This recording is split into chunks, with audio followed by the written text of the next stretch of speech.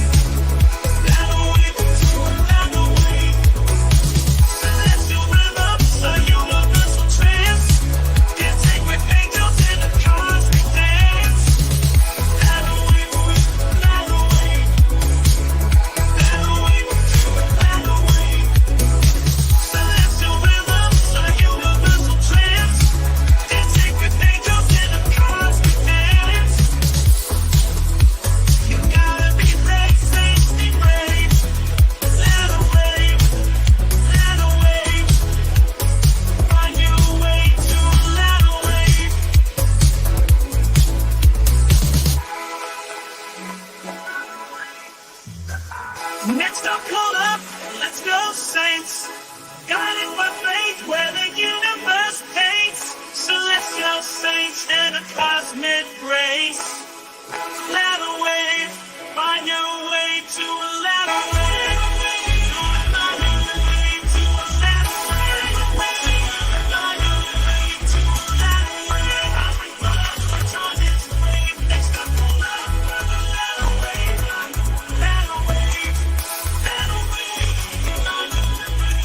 Okay, there's something about Latterwave. What are angels? LDS memes joined me earlier, and I just got Sean Morris in the house, and we're calling Aiden Leahona Extreme, which is his new nickname. I like it. All right.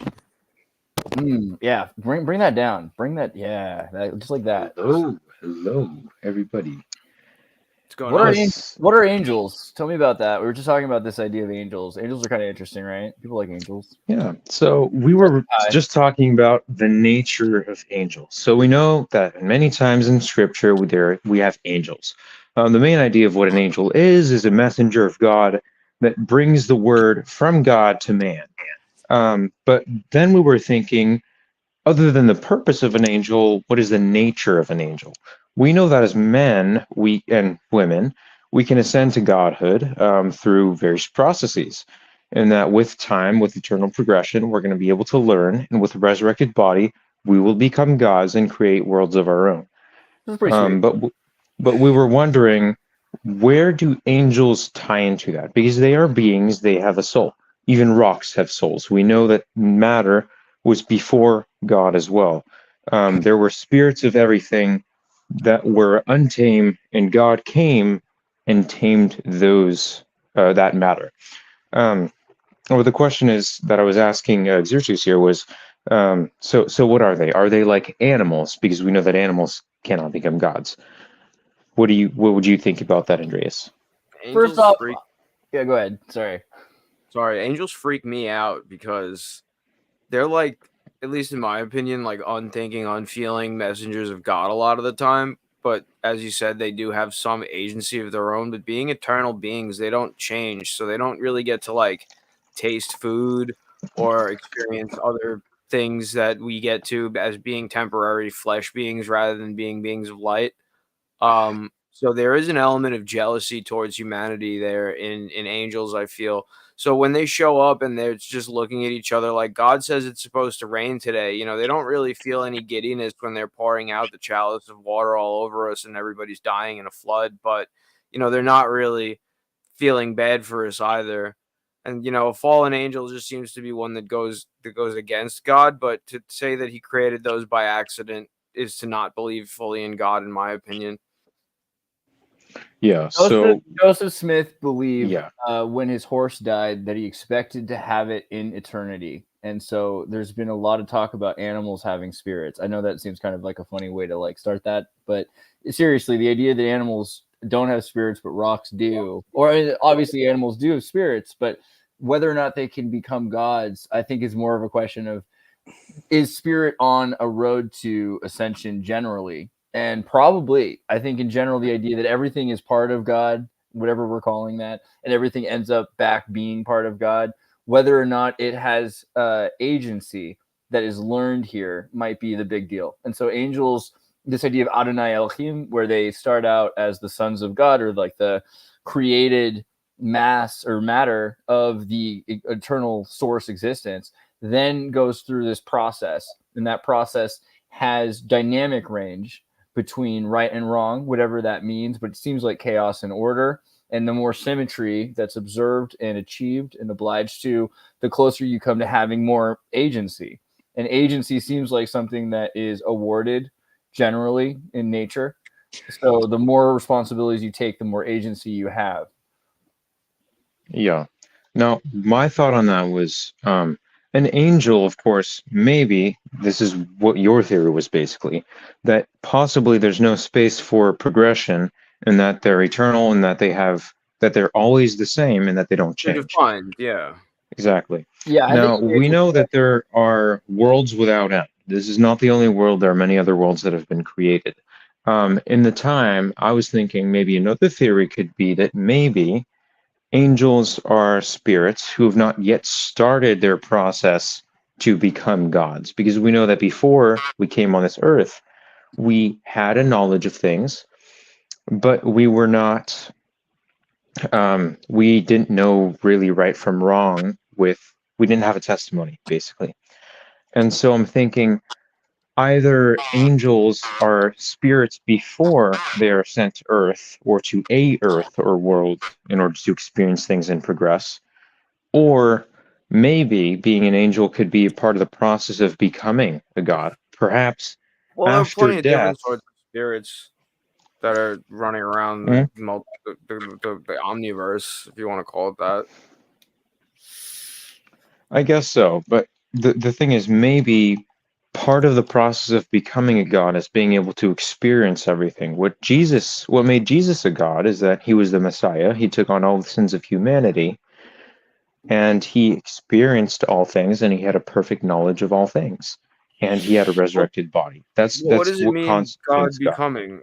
Like, that's a verb and a noun next to each other. So, like, Becoming a god. Like becoming God doesn't mean to assume a title. It's literally the act of creating each moment based on the last. It's why like a recreational activity is usually a rhythmic one, because just actually the act of continuing to create reality from one moment to the next is a rhythmic, musical, or game-like activity, Well, which is you could assume that, creation, recreation, or yeah. becoming. Now, you could assume that David Butler being a... jumping in just threw in some interesting stuff. Hey, David, we Oh, love go you. ahead. So Go ahead. Genesis 1:1 was, in the beginning he created gods, the heaven and the earth. So maybe God created the angels on day one. Wait. First of all, I'm not a Mormon, so just want to put that out there. If everyone else in the room is a Mormon, I feel like maybe we should just clarify our positions on the I topic. feel like it was pretty clear when you Before we- voted. I don't think I've seen too Yeah. many LDS faces. Wait. On the first day he created the gods. Okay, could this also be this type of way of, and I'm assuming this is the first, this is the Jewish Old Testament Bible that quotes from? Yeah, so there's several different versions of it, but yeah. With the one with the gods in it. But is Well- the idea of our God is the dominant one. You know, ours is the best, that type of thing. Ours created your gods. And it's like kind of giving this describing what Jehovah is as this being the supreme, over-encompassing, created everything. Yeah, absolutely. Like the angel Abaddon Apollyon in the Bible seems to map very well onto the Greek god Apollo. Essentially, the pantheons of angels that serve under the Elohim are just it's how they adopted the pagan stories without fully tossing them out, so they didn't insult people they wanted to convert. Yeah. I mean, well, I think the thing also you have to understand is the Bible's written so many times over in different ways and different ways of looking at it. And so in the original version of the Bible, which you can still see in modern translations. So for instance, you read like the Tower of Babel, come let us distract them because soon they'll be with us. Like all of these things that have to do with plurality of God, where God's talking to God's self, the Elohim are talking to each other. Right, and this is in the modern King James version of the Bible. I think it even makes it into the NIV version of the Bible, the plurality of God. But this is you not have never about. been thinking with the voice in your head and referred to you and the voice as we. We the Wave. And introducing the legendary and super bass David Butler. Good to have you, man. How's it going? how's it going, David? Nice to have you. How goes it, brother, man? I don't know But if you yeah, can. I don't think like the important thing is to dig into the origin story of each particular angel. I think the underlying archetype of angel is literally just some sort of spiritual tool embodied in a being created by the one most high God that you have in your particular pantheon. And then like the angel is the permanent thing that does the task that it's created to do. And then the earthly beings are the temporary ones that run around the wheel of time and get looked at as if we're God's pet hamsters that he cares more about than the very, very elegantly complex servant that he assembled.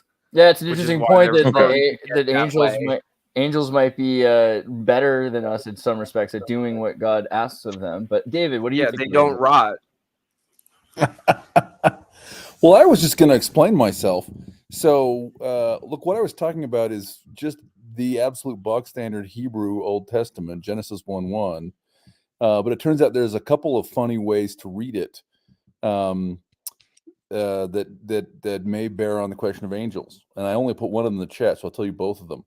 So, first, one is the first word in the Old Testament is bereshit, which is translated conventionally as in the beginning. But what it really means is ba is in or with, resh means principal one, head, and eat means feminine. Okay, so the translation is understood to be in the first feminine one, meaning in the first time, and that's how we get the understanding in the beginning. But at least one of the Targums understood it to mean with the first angel and translated it as Bahukama. So I forget which one of the Targums it is, but it starts with wisdom, with wisdom God created the heaven and the earth, because wisdom was the name of the great female angel who was God's peer and helper. This is, by the way, what Proverbs 3:19 is also understood by some to say, that wisdom is a divine being with God who helps create the earth. So I've heard that in certain interpretations, that any permanent artifact can be considered an angel, like the throne upon which God even sits technically is an angel, and the universe itself could actually be considered an angel. So there's a lot of different ways to dig into this. It's very disappointing that we have the Hebrew Bible, probably the most studied or overanalyzed book, and because of our overanalyzation of it, we can't actually really even understood it to the extent of how they would interpret it 3,000 years ago. I don't know. I feel like David kind of just blew my mind a little bit in just that one translation. Because if you know anything about the Sophia part, like I don't I just. So the idea of the feminine being right? the wife of God. Sorry. Yeah. The challenge is that actually a text like, even setting aside grammatical ambiguities, and there's another one in that verse, right? Yeah, is that the text, like the Old Testament, has been understood 1,000 ways by 1,000 different people, right? Set aside transmission and translation problems. Just looking at the Hebrew today, you can read that verse different ways. So let me point out the other one. Here's the one I put in the chat. Okay, so the conventional reading says, so Bereshit, in the beginning, bara Elohim, and that's understood to be bara is the verb, created, Elohim is God. Now, it's a little weird that Elohim is a plural and bara is a singular, but we just sort of conventionally go, well, okay, but God is plural because he's great. And so it's the plural of majesty or whatever, okay? But I've been reading the Sefer Yetzirah, which is a classic, very, very old Jewish mystical book. My friend Rob Kay urged me to reread it, and I'm doing it. I have not yet begun reciting all of the permutations of the name of God, but maybe one of these days. And apparently an old Jewish reading is very different of the verse. There's an old Jewish mystical reading that reads bara as he created, and Elohim is not the subject, it's the object, in which case the verse says, in the beginning, he created gods, the heavens, and the earth. And in that case, who are the gods that he created, right? And so my point was, this is what I was putting in the chat. Maybe it's the angels. Maybe the angels are created on day one to participate in the work of creation with him, whoever he is. And then when they become Adonai Elohim, that's when they're born, or something to that effect? Or what's the deal with, like, because Job talks about, and then the angels came down, the sons of God came down. And right, where were you when the sons of God shouted for joy? It's very interesting. So I know there are other old texts, like the Song of the Three Children, which is an apocryphon about the Shadrach, Meshach, and Abednego. It's supposed to be the song they're singing in the fire when they're burning but not burning to death. That's an example. That's one of the texts that claims specifically that angels were created on day one, but that's not in all of the creation accounts. So for some reason, in the old Hebrew traditions, some people thought angels were created early, and some thought they were not. So do you think of them as like machines, or are they kind of like, so what is, because this idea of Jesus being, and that we, just to talk about two types of angels before and after life. What do you think about all that? Man, that's a really good question. Go ahead. I was just going to say, look, the word just means messenger, right? I think you said it right off the bat. So I think, man, there's a lot that we don't know. And I think that if God could send a resurrected person to do a job, maybe sometimes that's the right answer. And if God needs to send people who are not yet resurrected, maybe that's the right answer. And if God needs to send something that looks like a sphinx, right? Maybe sometimes that is the thing that does the job. Or maybe to So- Sean's point, right? So I mean, I've heard this too. I've heard stories that like the throne is understood to the throne of God is full of angels. Right? Like it's a or even angel comprised of them. receptacle. Yeah. Yeah.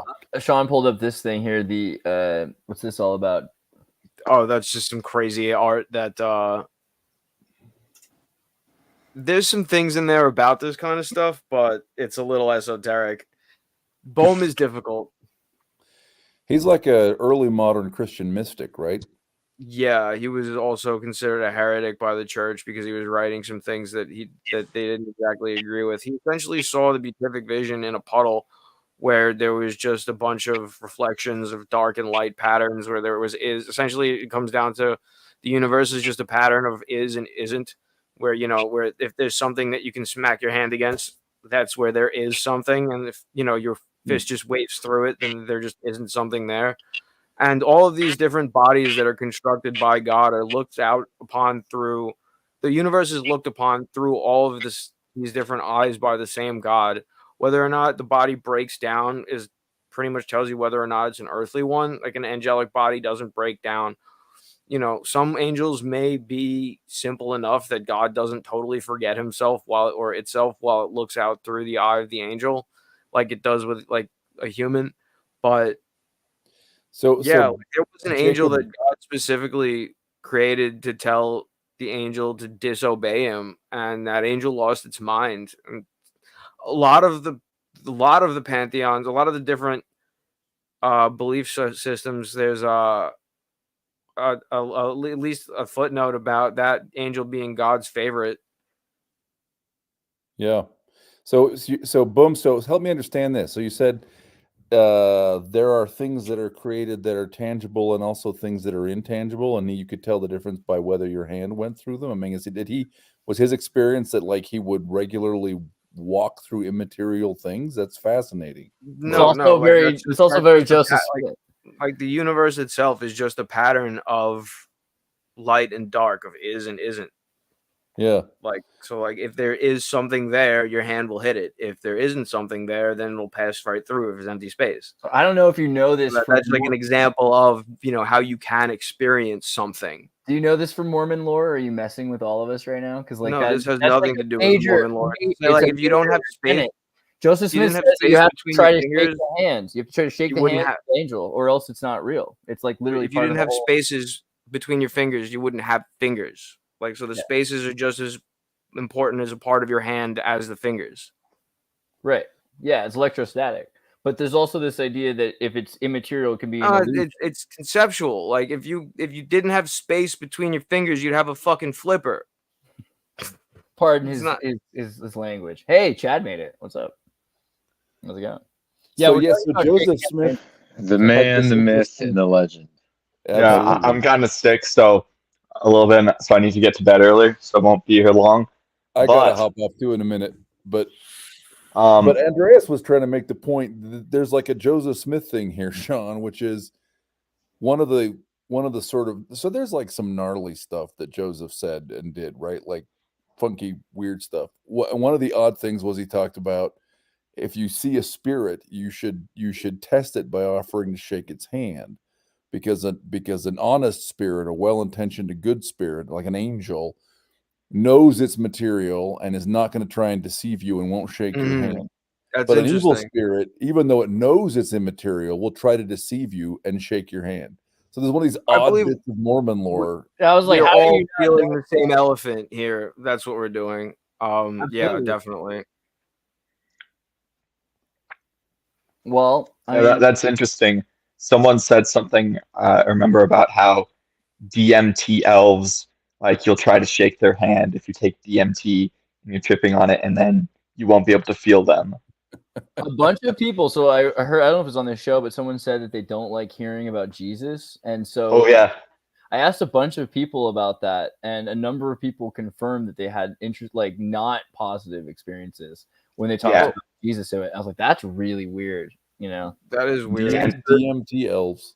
Yeah, and then you see demonic- Tucker Carlson. Dave, do you know what they're talking about? What this is? No, I'm not sure I do. Okay, so I think I can explain it. God. Well, you know what DMT is, right? Like DMT is a drug. it's a hallucinogenic drug. Yeah. So it's not just it's not just a drug. They call it the spirit drug because Oh, okay. so it's All right, released yeah. in your brain naturally when you're dreaming, Okay. when you're born, and when you die.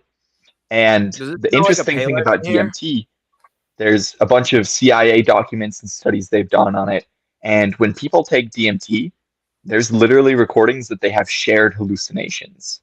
Okay, Right? wild. People So ayahuasca and- and in the rainforest, those things, they're all associated with it. But it's also, like he says, naturally produced when you dream. So there Yes. is something there, but people taking these acetylated chemical versions of it, they have these really gnarly experiences. And sometimes they're like amazing geometrical patterns and everything like that. But sometimes they're these clockwork elves, they say. And so there's always atheists Don't like they're Jesus. doing drugs, and then they're like, wow, I'm getting all these spiritual experiences or something. But yeah. And so the thing is, like, Awesome. these are shared hallucinations. Like, if you took DMT and I took DMT, we're in the same room, we might see the same being, we might see the same creature. And there's a lot of interesting things. I 100% believe it's real. I believe that these are demons. I believe taking these type of drugs kind of lifts the veil from you, but almost forces it open. Where But, if you like, pass alright. beyond the veil on An your angelic own, spirit, an angelic spirit can actually affect physical reality only because it has the backing of God, right? So like I said in my example earlier, God said it's supposed to rain today, and all of a sudden everybody's dying in a flood, and they don't give a shit because God said it was supposed to fucking rain today. But if they decide to rebel or they're just never had the backing to begin with, the only thing they can do is whisper in your fucking ear. They can't actually like push a book off a shelf.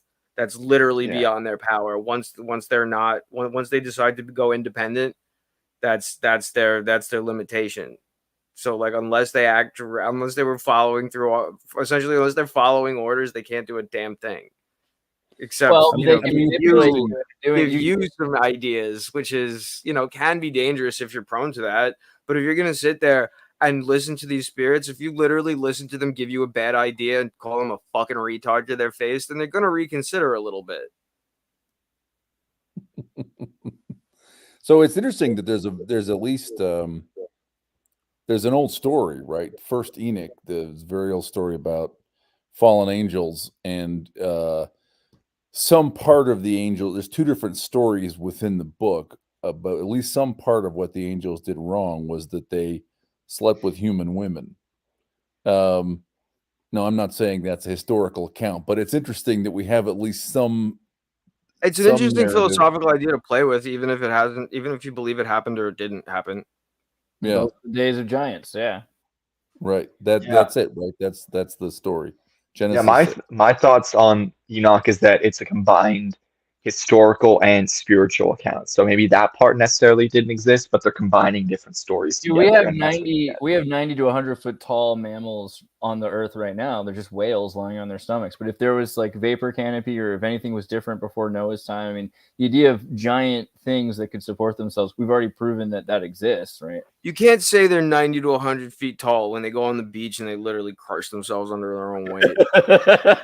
Okay, but we've had Tyrannosauruses and they're not 90 feet, but I don't know, what are they, they're 40 like or 20, 45 feet maybe. They they didn't stand up straight. I saw this fucking crazy drawing. Hold on, let me see if I can find it. This is put up on the thing.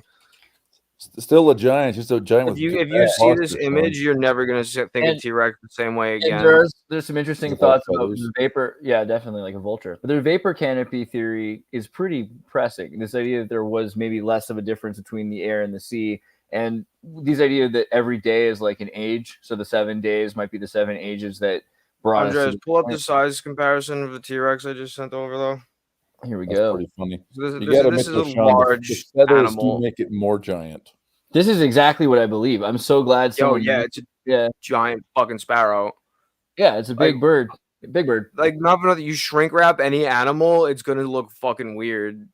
But these are like dinosaurs, dragons, everything. Like the more we find out, I mean, all these cultures have stories about like fiery birds or fiery snakes and all that stuff. Like you find it all over. I mean, we were just talking about the Neshiton last time. Or are you going to Like, bring up but the it- Leviathan or totally something like that? ingrained Yeah, as exactly. mammals. Leviathan. It's ingrained into us as mammals to be fearful of snakes because that was our like main predator while we were evolving out of the rat phase, essentially. Our main predator is the mosquito. That's what kills more humans Yeah, than it's any the other thing. mosquito. turns out. So Now there's one reason why I did join, despite the fact that I've been coughing for most of the day until I took a bunch of hot coke earlier, was something I saw on Instagram that I wanted to ask an opinion about. But there's an idea going around about I think I know additional this. scriptures coming about maybe the sealed portion of the plates or something. And I do think that that connects to us looking into like these Gnostic texts, these plain and precious things, all these things that are removed from the Bible, and actually understanding the Book of Mormon a little bit.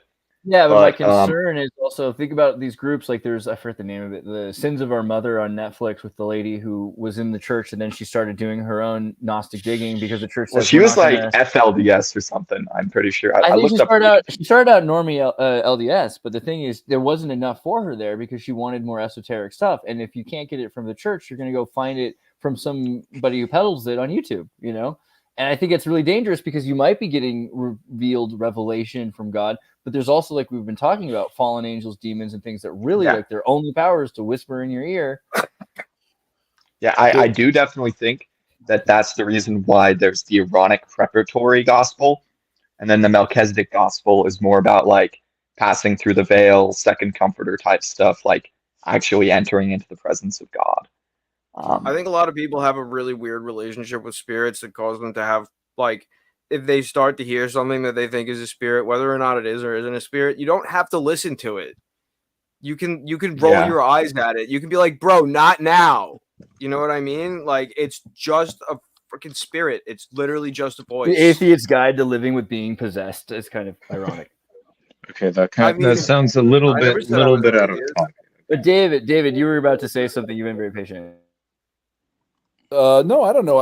I look, the idea that we might be about to get a bunch more scripture is of course exciting to me, but like this has been a thing that a feature of the restoration from the beginning is lots of people who are like, look at my book of Moroni, look at my book of Nemelka, look at my book of Mentina. Like there's actually like dozens of them. It's limited edition. Well, it was Jeffrey R. Holland who said it. I did see that quote of his on Twitter, and people were forwarding it to me and like, man, that's cool. So I hope that's true. Yeah, because the stuff that does exist, I try to always be open. So I'm like, because I don't want to be the guy, right? But like so far, it's always really, really bad. Yeah, you know that's really funny. I actually was going to say this a couple minutes ago, but I was looking through videos like that on YouTube. There was one of this guy who claimed that the angel Moroni in England gave him the book of Gerenach or something. And I saw you comment on that video. Yes. I bought his thing, the book of Ryanek and Gerenach or something. And I'm always like hoping that it's good. Oh no, it's downstairs. And it was like really bad, semi-Arthurian, Celtic loving fan of Stonehenge Book of Mormon fanfic. And you're like, no, dude, this is not the way. So if there's anybody who's going to be a good critique on sci-fi, fan fiction, and Mormonism, and be able to tell the difference between the three, probably Dave. So is me. What would you say if Jeffrey R. Holland, like, he gives us like the Book of Lehi or some other Book of Lehi, and it just completely trashes on King Josiah and the reforms and all this stuff? It's like, yeah, the King Josiah, he's hunting us down. He's destroying the altar of Heavenly Mother.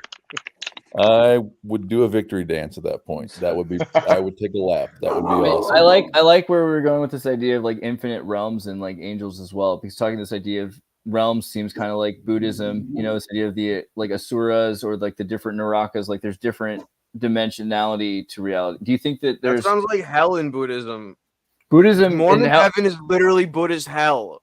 Part of because you still exist. Yes.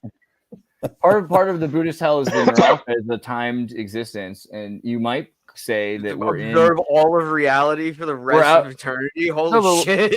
No, Narakas that sounds fucking awful. Narakas are temporary. There's no eternal Naraka for the Samsara. So no, the you Buddhism, become an omnipotent god, right? In Mormonism, if you do things right.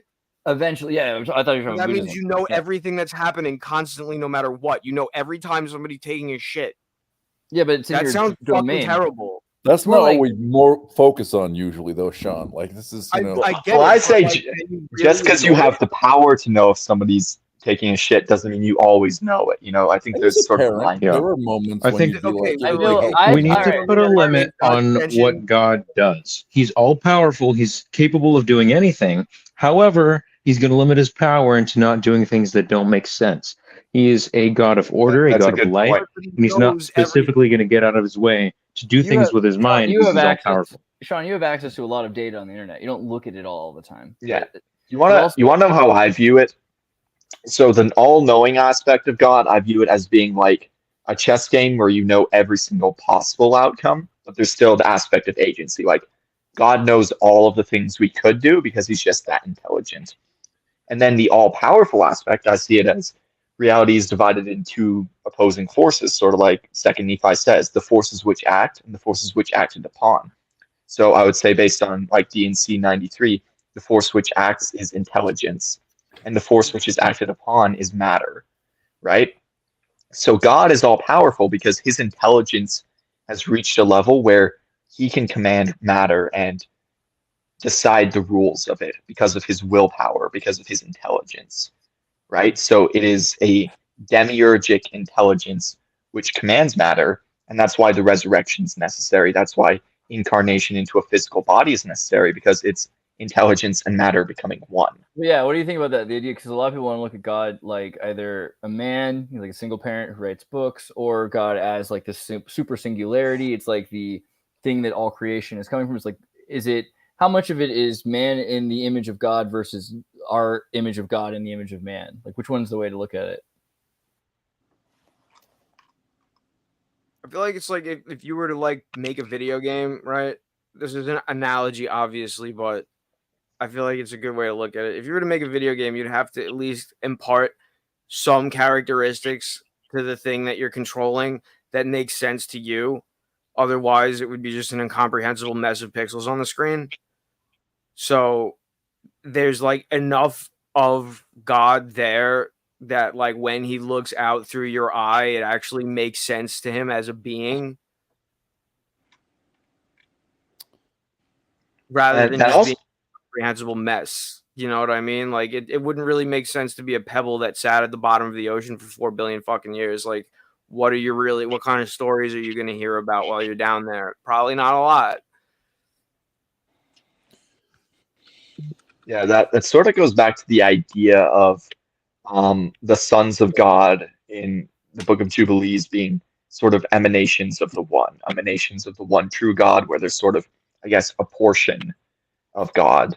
And then you get, again, in Doctrine and Covenants 93, where it says Jesus is called the Son of God. He's called God because he received the fullness of the Father, but he's called the Son of God because he received not the fullness at first. So I view that as Jesus having the fullness of that sort of universal consciousness within himself, right? And that as we all sort of elevate up that theosis and become one with God, become one with the universe, we all become partakers of that divine nature and that divine oneness while still being us, while still being our own persons. Yeah, like Jesus came down to set the example that we're all supposed to follow. I think that's like the main theme that every single story about him tries to drill into everyone's head. Hopefully. I feel like a lot of people just want to use his death, but not really like be like him. But Dave, you're gonna have to elbow your way in here. I mean, we got a lot of other people gonna try to talk for you. No, I think actually I got to go to bed. I totally appreciate you guys letting me hop on and make my weird comment about Genesis 1:1. Sean, Leahona, Memes 8. Good to meet you guys. You too.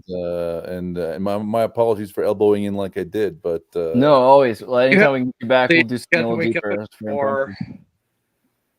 4 or 5 a.m.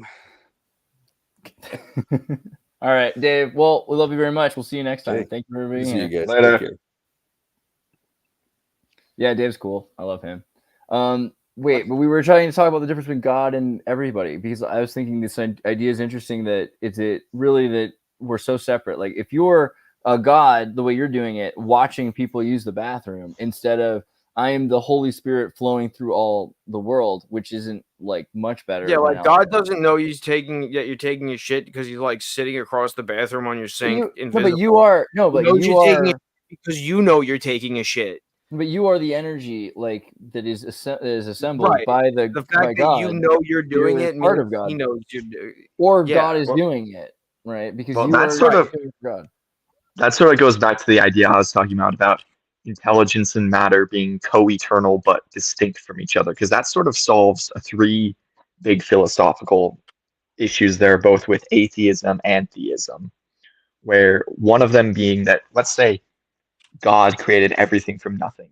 If you really break that down, we just basically exist in God's mind. We're not even real. We're just Yeah. like a thought in God's mind. Yeah, matter Where- literally just means like the matter of discussion, like the thing that we're talking about. It is rooted in an intelligence, not vice versa. Like there needs to be consciousness for there to be matter. Exactly. And then on the other end of the spectrum, if intelligence is just sort of the outcome of biological mechanisms working together from matter, and then it's not even a real thing, it's just a chemical reaction, you also get the sort of idea that nothing is real. Thank you, Jeremy. Yeah. Right? Yeah, like Where everything if is just all matter. intelligence, yeah. So if doesn't make intelligence, sense. yeah. So exactly. So if intelligence and matter, however, are distinct, that's the one way we can both truly be real, and it also sort of bridges that gap between the Buddhist sort of idea of God of just being sort of the collective consciousness and the Christian idea of God of being this higher being, where it's like there is this higher level being that is distinct from us, but we are also sort of one with it and can become one with it, and we're sort of in the same family as being intelligence. We're the same type of being. We have the potential to command matter through manifestation the same way God does. I like the idea that matter purges itself in the process, that we're becoming celestial. And granted that everything is material isn't the same as saying everything is matter in the way we understand like matter. You know, this is interesting to me because people have talked about matter is a concept. Yeah, everything's a concept, and as you shed concepts, you have a more refined concept, and more refined concepts can emerge and be mimicked, memed, reproduced. All these things happen with a refined concept. You see, like the Bic pen or something, like the ballpoint pen, right? Like I would imagine what would be called matter in heaven or in a place where beings were eternal and never had to say be threatened with eating each other or anything like that would probably be very different and probably be far less dependent on things like time and space as it is in this universe. Like this universe almost seems to be designed to generate temporary beings that constantly, like you said before, refresh themselves. Yeah, I like what you said actually, that this is a Naraka, that this is a Buddhist hell, because it kind of is. In a lot of ways, you're right. Yeah. Think about it. You're leaving the Garden of Eden, and at some point you're hoping to get out of this realm outside of the Garden of Eden. But while you're in this realm outside, there's chaos, there's suffering, there's death, and your job is to process it. I don't know. That's like you can also how I want to write a fucking book that's like called How I Learned to Stop Worrying and Love Samsara, if that's not already been fucking written already. Because not for nothing, like even though the universe is full of shit like that, you can still enjoy the fuck out of it. Because not for nothing, you've only got so much time here, and there's gonna be like a certain amount of that going on regardless. So you can either learn to extract pleasure from the physical universe or not. I actually love how much you curse, because it's kind of like Jay and Silent Bob's intro to Mormonism, which is a cool dynamic. It's kind of exciting. Thank you. No, this is something interesting. So there's a channel that I've been watching that covers a lot of really interesting esoteric and apocryphal themes in regards to Mormonism. It's called Latter-day Watch. Everyone should go subscribe to it. I love it. And he was talking in this video about sort of ideas of pre-existence in early Christianity. And there's a really fascinating sort of poem-like thing that he shared, where it starts out where the character in it is this prince, and he's the son of a king and a queen, and then he journeys off to a faraway land. And after he goes to this land of Egypt or wherever it was, he eventually forgets who he is, and he becomes to begins to take up the sort of pagan practices of the Egyptians and the people there. He forgets that he's a prince and he becomes dirty by them. And then a messenger comes to remind him. He's forgotten. He doesn't know who he is. He's living a completely different life. To remind him, no, you are this prince, and your brother, his brother comes, and his brother was already sitting on the throne with his father, right? And his brother comes and then takes him to the throne and says, no, you belong in this world. So that's obviously a metaphor for God and Jesus Christ, right? But it's really interesting because in a way, this world isn't us. The us we are isn't necessarily the real us. Like we have in sort of New Age things, the idea of your higher self. That's your spirit, right? I think it's Galatians 5:17 talks about how the desires of the flesh and the desires of the spirit are contrary to one another. Because the real world is this higher dimensional world. This is a lesser world, a lower dimension that we have condescended. What do you mean down by lower into. dimension? I don't know, but you're saying is like if we were like put in here as That's like all pretty dog in me right now. except instead of just place here to enjoy it while we can, like you can enjoy the physical universe without being a horrible person and hurting anybody. You know what I mean? Well, the point I'm making is that this relax. world, the point I'm making is that this world, it is terrible. It is because we are divine beings. We are these higher level divine beings who have come down here, condescended into this lower level world so that we can overcome it. But like, is that horrible and bad, or does that just mean that there's work to do? I think it means that there's work to do. Yeah. If we didn't have work to do, if we didn't have something to worry about, then that would be something that worried us. Like, have you ever been idle for more than a fucking day at a time? It drives you crazy.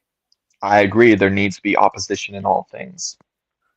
Like, it's actually pretty good that you have, like, even if you're just moving boxes from one side of the room to the other, if it's something that's got to be done and somebody really cares that it's getting done and it's worth doing, then it feels good, especially if you earn something for it. That's better. That's sort of the point. Sit around doing nothing. Brutal brought up that he used to do drugs and he doesn't anymore for like 10 years, and that's awesome. But also that he doesn't agree that students have more fun. I had way more fun before I started using drugs, or just as much fun. I can vouch for that because like Mormons do like mini golf and go-karting and all these other things that you never do if you spent your money on drugs and alcohol. Like you're not doing drugs and drinking alcohol. I mean, if you're doing it like to an addiction level, like addiction means that you're doing it to distract yourself from something else, not to enjoy it. Yeah, exactly. I mean, if I'm distracting myself from mini golf, drink. I'd much rather mini golf than drink ever. There's nothing to do with it. It's just I'd much rather do it.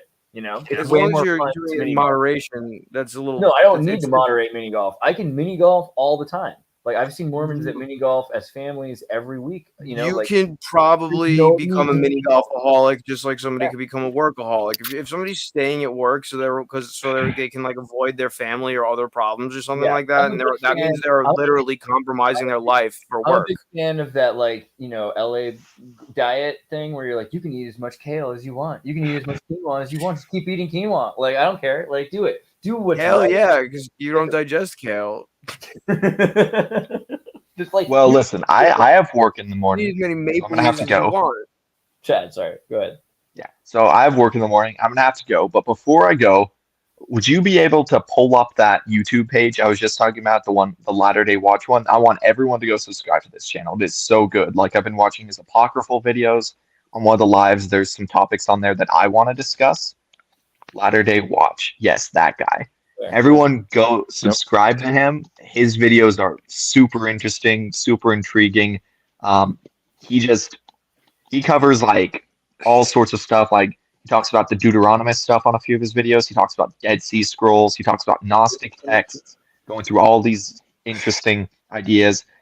He talks about baptism for the dead and the harrowing of hell in early Christianity and how it wasn't outlawed until like 600 years after Christ. Super interesting. Yeah. Now be careful. He low-key sounds like Chad. But when you did send me, you sent me a link, and I did follow him. Yeah, he seems like a really cool guy. Yeah, it's just that he sounds a lot like you, which is absolutely. I think he needs more subscribers on YouTube because he's just covering all these topics that I love. And I actually emailed him to try and get him on the show. So if I can get him on, that would be great. If not, I'll just discuss the same stuff. Oh, you should totally do that. Needs to be talked about. But yeah, I'm gonna get ready for bed now. So go subscribe to that guy, everyone watching. I'm gonna go. All right. All right, good night. All right. But yeah, like I was saying before, any behavior can become addictive. You could literally mini golf too much if you're like missing meals or like not taking You can care of get yourself. pizza You're at mini golfing the too much, then They've that's got an pizza. addiction. I don't know. I feel like as long as that's the thing. Like, imagine living in a world where everything you did was good. Like, it's possible. You can get rid of all the things that are bad. You can run around and jump. You know, you can mini golf. There's governors on the go karts. Like, there's really no reason that the world can't be made into a Zion that's just like perfect. You know, Place of one I mean, heart you and can one mind. I engage in think your that's vices possible. so long as you're like, I think Seamus, he's a Christian, but he's not a Mormon. Was talking because he gambles sometimes, Catholic. and he says it's all right to do that so long as you're not gambling too much of your money. As long as you have your Yeah, because he has to pay the church recreation for funds, forgiveness. I know. and then you have your funds for paying tithing, and you have your funds for paying your bills and taking care of your family and everything. Then it's fine. Like, But that's the there's thing. Like, but why do if- we have if the you- word of wisdom? Is the word of wisdom really worth anything if it's just going to help you with your health a little bit? I mean, there's got to be a reason why God's asking. Like, okay, in Mormonism, they tell us not to drink coffee. Now we're finding out that coffee isn't really that good for you. Then it kind of burns your stomach from the inside out. But is it just for a little health concern that they've been saying that, or is there another reason? Now, Same thing wait. for that gambling. When did they tell you not to drink coffee? Because I'm not Well, not sure if they had technically, the coffee. word of I guess- wisdom says you're not supposed to have hot drinks. And yeah, they had Turkish coffee 1,000 years ago. What are you talking about? Of course, they had coffee. They just weren't drinking. Wait. That means you can have iced coffee? So they don't want you to, but realistically, it's the hot drinks is what the word of wisdom actually says. It doesn't say anything about caffeine, even though caffeine isn't really great for your brain. And I'm seeing like my dad right now, he's exhausted and fatigued all the time because he drank coffee all of his life. And so now he's old. He's got Yeah, attitude. you can be addicted to coffee. Yeah, but caffeine in general isn't something that really you should take because caffeine will just block adenine receptors, which will then grow more adenine receptors, and you just become more tired all the time. So there's issues with taking caffeine. There's issues with augmenting the trade-off. your body. This is something I think about all the time because transhumanism. But no hot drinks at all? I'm a big fan of transhumanism. Well, they drink hot cocoa. So there's I don't That's know what I was going to ask. I don't know what I want you don't want me to tell you because Is there like a temperature limit? Like, is it like 150 degrees? What do you think about that LDS memes? No, okay. Do you drink hot cocoa? Do I drink hot chocolate? I did when I was a little kid, but no. I think if you want to take it to a very personal level, I did it with milk. If you want to do it with a very personal level and be like, hey, is there like an exact number where if you pass it, then it's a sin, and if you don't, then it's all right, you're fine to drink it. I mean, I think it's much more about just things that we don't know, some variables that God hasn't revealed to us pertaining to, well, if it's a hot drink, then it's going to cause this in your body, and it's going to probably block this kind of receptor that's going to help you feel this thing or motivate you to do this thing. Or there's just so much that we don't know. And it's also kind of a test of faith where God asks us, don't drink coffee. And we kind of just got to be like, all right, well, we got to respect that. And we got to do our best to do that, even if we don't know exactly why. I feel like if I drank caffeine, my life would be like totally different. I'd be like exhausted half the time. What's up, Chad? I saw you were talking about the word of wisdom, and I feel like most people got it. Chad. Oh my gosh. So just had to pop in to give my 2 cents on the word of wisdom. So I think one thing to take note of is the context of the word of wisdom. It specifies that it is because in the last days, essentially it's talking about addictive substances, and it specifies that in the last days conspiring men will use these things against you. So it doesn't just list hot drinks, whatever. It lists all these different things and herbs and alcohol. And it's basically a prediction that conspiring men will use addictive substances against us. And to avoid those things, to avoid your enemies poisoning you. Or at least be prepared to withdraw from them. Like, not for nothing, like, you can, if you can, like, look withdrawal in the face and be like, yeah, I can be sick for a week, 2 weeks, I can have a headache for a couple of days, that's fine. and just get through it without like sitting there and pretending that that's the worst thing in the world because it's fucking not. The other thing we're leaving out is like there's two kinds of like you can be just a dude who's chilling, like you could be a person in the world, you know, whatever, or like you could try to be like a Jedi, and if you're a Jedi and you're going to the temple and you're doing all these things, your body has to be informed like yoga. And so if you're not, I had pretty serious leg surgery a while, almost. Wow, it's been a long time ago at this point. I was a teenager, but I had I had like metal put in, and I was given like a lot of opiates after that, and I was taking them for a couple of weeks, and then one day I felt like they were making me sick in my stomach, and so I decided not to take them, and all of a sudden I got very sick. And I asked my parents what was going on. They were like, "Oh, you were withdrawing from the opiates you were taking. You didn't realize that could happen." And I was like, "Oh no, what does that mean?" And I was like, "Oh wow, how long does that last?" They told me it would last about a week. It was like 4 or 5 days. But I just decided that I was gonna go right through it and be like, "Wow," because I don't want this to be any worse than it already is. Let me just be like fucking done with these things. And yeah, the legs still hurt a lot after that, but the withdrawals, like, it wasn't the worst thing in the world. Like I don't think it would have been in the context of Mormonism sinful to have taken those if I was a Mormon. I'm not. No, they're cool. They're cool with prescription medication too. Like the president, Nelson was a doctor, and he, the LDS Church is also invested in pharmaceutical companies, which is something I'm against. Actually, I think they should be right. It would only become sinful, and I guess even in your religion, if you continued to take it after you didn't need it anymore, and it was just literally fucking your life up. Yeah, that's true. But this is also. Let me read a little bit of it. Yeah, especially verse 4. Verse 4 is really good.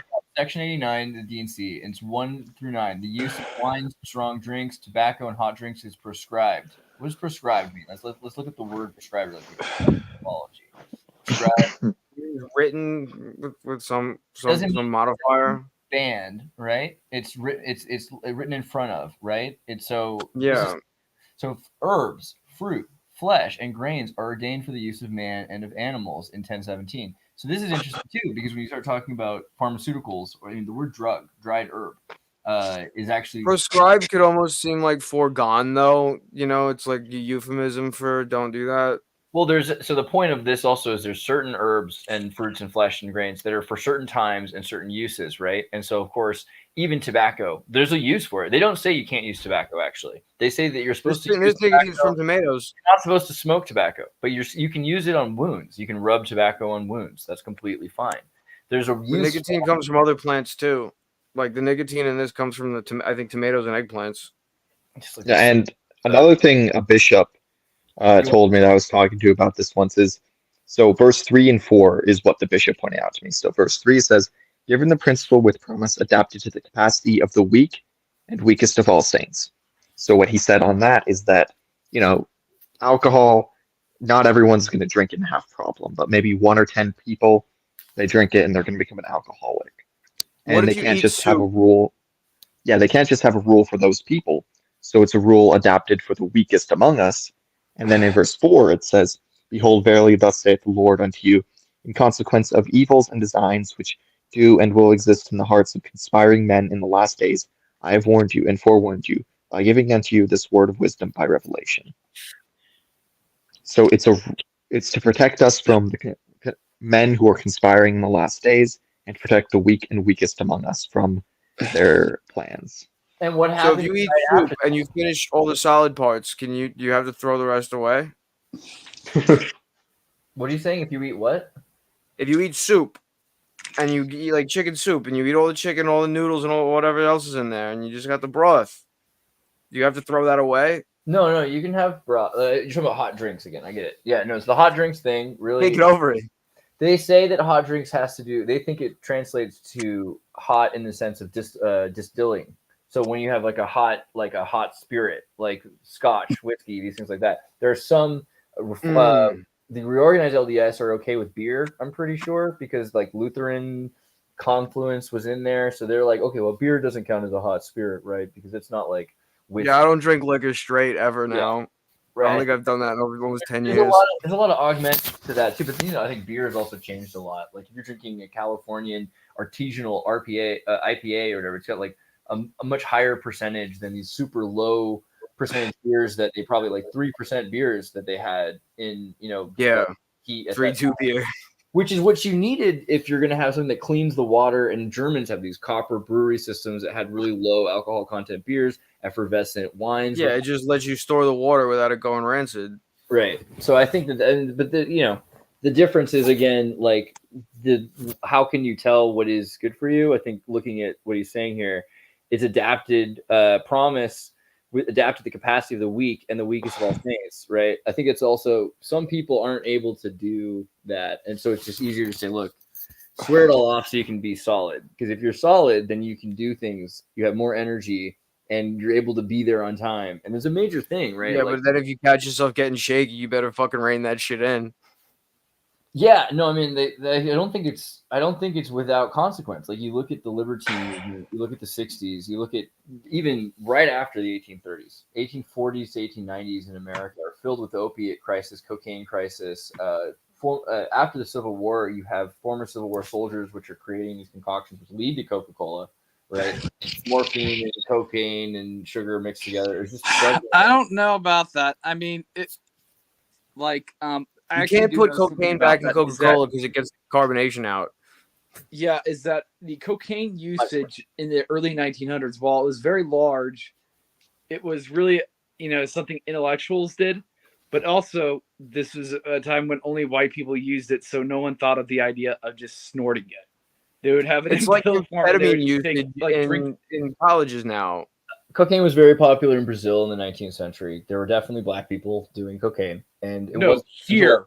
No one was snorting until like the 50s or 60s. Sure, but it wasn't just until, and that was from black people in Brazil's grandmothers in Brazil that figured that out. But it wasn't because they were breaking up the tablets that were being created in the 40s in Brazil. But it wasn't intellectuals only, because it was Civil War soldiers that found the most usage of it. They were prescribing it constantly to people who had lost a leg or had a leg cut off or anything like that. Yeah, right. Yeah.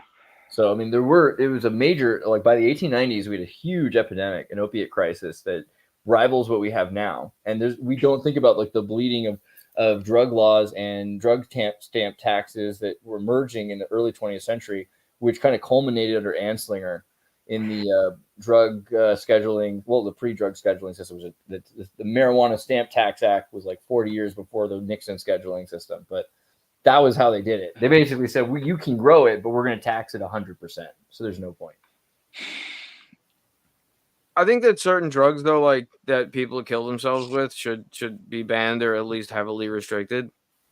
Yeah, fentanyl's crazy that it exists. And I think oh my god, I'm not even talking. I wasn't talking about synthetics even. Like, I get that heroin is somewhat processed, but most of that molecule is assembled by the plant. You're like chopping off one hydrogen and adding some oxygen to it or some shit like that.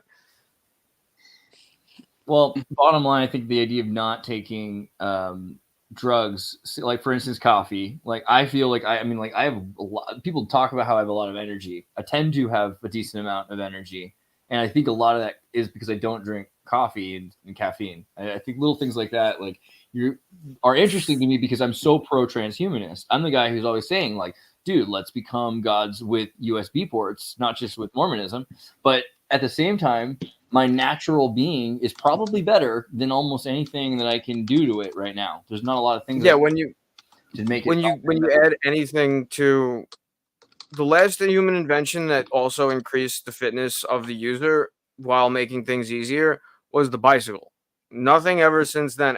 Everything after that weakens you, even if it makes your life easier, unless it's something that adds difficulty, like a fucking dumbbell. So yeah, like very few things. Like the reason the bicycle makes you more physically fit while making your life easier because it helps you get around, but it demands that you actually do the work. So like, if anything saves you any amount of work, just like how coffee saves you from having to sleep. If anything's saving you from having to put in that agent effort, it's gonna cost. It'll cost. Yeah, it's gonna cost you willpower, dude. Old people I know, like old Mormon 90-year-olds that have high energy, are different than 70-year-old caffeine addicts. People that have spent. I guarantee you that they would go back to normal if they quit caffeine for a few weeks. No, because the adenosine creates hormones in your brain, receptors that are designed to make you feel tired, right? So if you stop listening to them, receptor, it's chemical. It's not like a physical structure that sits on the outside of a cell that can be burnt off totally. It's literally a chemical that sticks half of its head through the cell membrane, and then if the thing on the outside touches it, it dives into the nucleus and activates the genes that it needs to work with, Right. so that But it can actually affect how the cell operates. But it's a chemical that is constantly turned over, whether or not it's actually activated caffeine is on the synthetic cell membrane. The adenosine, So if caffeine is filling the adenosine molecular receptor, then you end up it's going to producing. get upregulated. Then you produce more adenosine receptors. It's chemical. Receptor. Yeah. So this is why people become more and more tired when they drink more and more caffeine. If you stop Now, drinking caffeine, the amount of receptor is going to ahead. decrease again. Sorry, and it'll normalize. Yeah, but just the tangent that I wanted to go on is it's interesting that you're bringing up hormones, because the thing about hormones is that they're already, you know, programmed inside of your body, and it's what you do and what you choose to do that activates those hormones and those things that are already inside of you. Now, I don't know if you know where I'm going with this, but along with the word of wisdom comes the very famous subject of, you know, the law of chastity and everything that concerns pornography and masturbation. And the whole idea behind that is that it activates a lot of different hormones and things in your body. And of course, we're told not to do that for spiritual purposes. But do you think that it has that your body makes? Yeah. Like Would you and drug and say virus all operate the same way? Wait. Yeah. They bind to a receptor and they get pulled into the cell.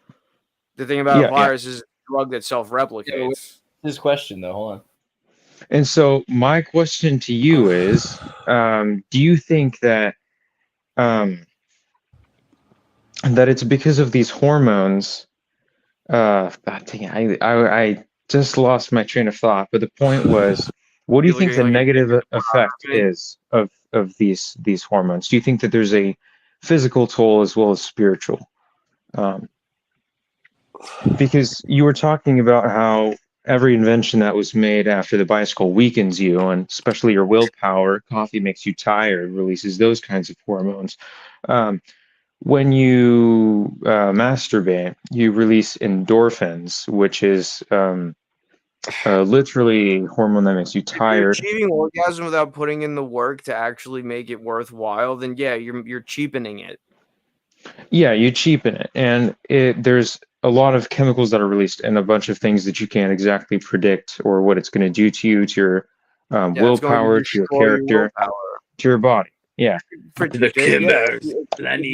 you make things easy, if you constantly toss yourself, imagine you keep feeding a dog treats for no reason. Is that dog going to have any self-control? No. Yeah, if you feed the dog from the table constantly and you have a guest, the dog is going to offend your guest. It's worse than that. Imagine you have the dog and the person holding the leash in the spiritual equation there. Yeah. Imagine you have a monkey, and every time the monkey does anything, you give it a treat. And eventually the monkey's trying to figure out what it did to get a treat.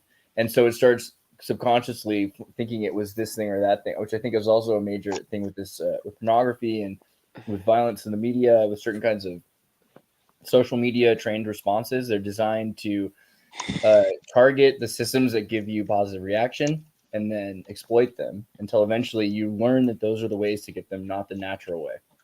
Yeah. One of the major things that's been playing a lot these past few months, I guess, it's always been around, but these past few months, there's been a lot of it. Fear mongering, we all know what it is.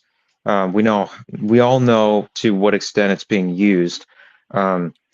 Do you think that also kind of triggers an emotion that people want to have? Those people that are always, addicted by watching like the media and like Fox News and CNN and CBC and all that stuff, because they want the drama, they want the interesting stories, they want to be in that mind that tells them survival, the world's about to end. People engage in addictive behavior not because of the addictive behavior is actually entertaining. It's relevant. The addictive behavior has absolutely fucking nothing to do So with addiction. my Whether it's take- scrolling on your phone, whether it's heroin, whether it's anything, My take they're with distracting TV, though- themselves from something they don't want to think about. That's the value that they find in the addictive behavior. That's It's the distraction from something else. But with like living in Hollywood and working in TV a little bit here and there, you know, like look at Scientology and the idea of ingrained memories and fate. And you have kind of spirits that are using material, like they don't have access to material unless they're using your material form, and they don't have access to hormones unless they're using your hormones. So the idea of like a gray that can use your body to experience not just sugars but also emotions, and you go through It doesn't need to be a gray. It's just a concept that like possesses your mind. Gray is kind of just a concept too, though, right? Like, I don't yeah, but like any there's no, like, concept that grays in possesses the your book of mind Mormon, can then all of a sudden right. start using your body to affect reality. But Yeah, really, anything even if that you're whispers thinking in of your it, ear. but even just from regular consciousness, you got someone who's watching a show that's about an argument that's happened. There's a drama that's then processed. They're emotionally invested. They process through that emotion, and then nothing really is resolved, right? But they feel like something was resolved because virtually they went through the experience that was on the television. So it's very useful for, you know, it could be used to manipulate people. It could be used to help people like a ride go through realizations, but it also could just be used to, like sugar, exploit people's bodies for reactions, I think. Yeah, if you really get down to it, like sugar comes from a living thing that is using the entire sugar industry as an apparatus to further itself from an evolutionary perspective. Like we're not even talking about a demon here. We're talking about a physical being, like a plant, that is offering up something to us as a species so that we continue to further it. The fields that we planted in are probably the most comfortable thing possible for that particular species of plant. It's probably free of any of the pebbles that might bother its roots and all of that. It's very rich with fertilizers, irrigated perfectly, purchased in property that's specifically constantly given as much sun as it needs. This is a very luxurious atmosphere for the sugarcane, and in exchange, humans get sugar from it. And because it's a vascular plant, it has no qualms with having large parts of its body chopped off, because that's not really what it is as a being. That's just the part of it that it expels. Yeah. By the way, I'm gonna have to go to bed, unfortunately. Reality for a second. but- If we had like a meme, like a self-replicating idea that operated in the same way but didn't actually provide any material, like the sugarcane does, and doesn't have a material body, say something like intellectual property, like Bugs Bunny. Warner Brothers probably pays a lot of employees very well based on the licensing fees they pull in for the fact that Bugs Bunny can make you feel something by saying, you know, hey, you should fucking brush your teeth or something after like cartoons play on television. That's a non-material being that we created having a real measurable effect. You can measure the dollars that are moving based on it on the real world. So is it really insane to think that there can be some sort of a being that wasn't created by people that had similar power, just like an animal type thing, but again, non-material? Oh, could be. Now, I'd love to talk more about this, of course. Unfortunately, I have to go to bed. It was a great podcast. Definitely had fun time here with Xirtus. Nice to meet you two guys. I'll talk more about the endowment stuff later, possibly when Latterday Chad will be able to join us again. And some other bonus stuff, of course. I think I showed our Andreas podcast could be what they really may be nice talking and about, though. Cool. All right. Well, LDS Maybe. memes, have a good night. Thank you for being here. Yeah, we'll get it straight next time. That was still pretty fun, though. I'm glad that. Yeah, it was pretty fun. Yeah. All right. Good night. Peace. Sorry, Leahona Extreme. What were you saying, Aiden? Oh no, those photos that I sent you, or like the concept of what was going to be on that documentary. Did you send it to me in the Instagram? Instagram. Hold on a second.